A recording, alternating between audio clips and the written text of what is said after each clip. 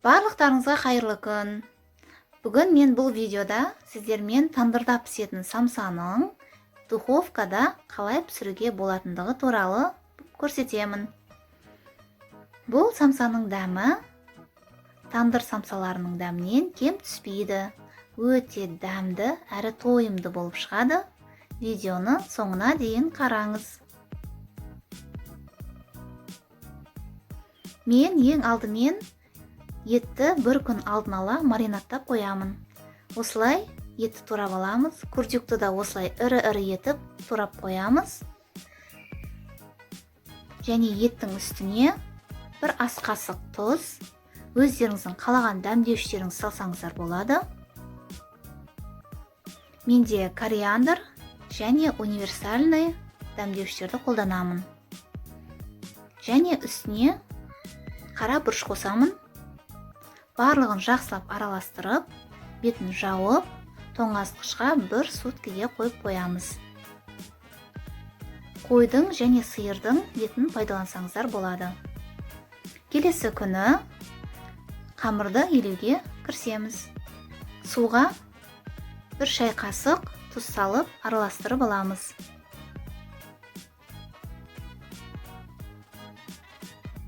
Алдын ала електен өткізілген ұнымызға суды құямыз. Судың жылы болуы маңызды емес, салқын су құйсаңыздар да болады.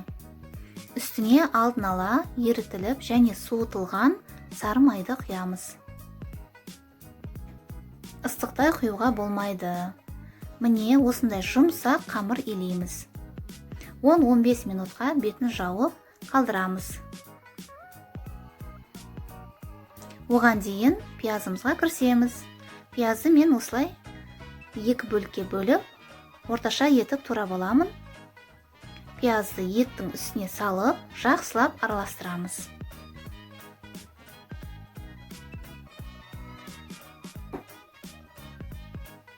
Пиязды неғұрлым көбірек қоссаңыздар, соғұрлым самса дәмді болып шығады.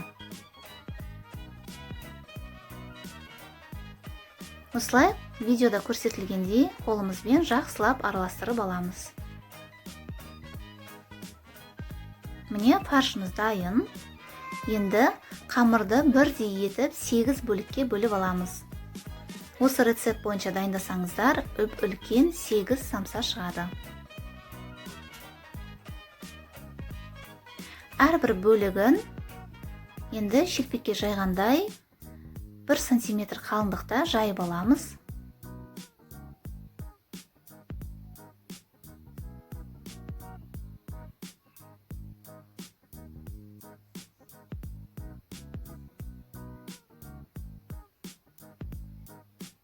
Міне осындай қалыңдықта болу қажет. Мен секілді осындай шұңқырлау тарелкені пайдалансаңыздар болады. Қамырды ішіне салып, оның үстіне фаршымыз саламыз, ортасына құйрық майды қоямыз, оның үстіне тағы да етті салып, шеттерін жақсылап жинайтын боламыз. Видеода көрсетілгендей осылай жинап шығыңыздар.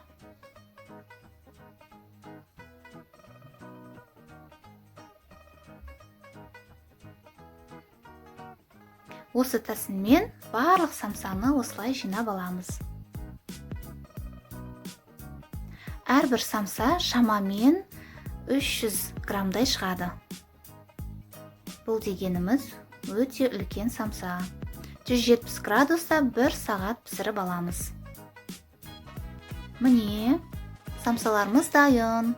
Осындай үлкен, осындай дәмді самса шығады. Міндетті түрде жасап көріңіздер. Қазір арасын кесіп көрсетейін.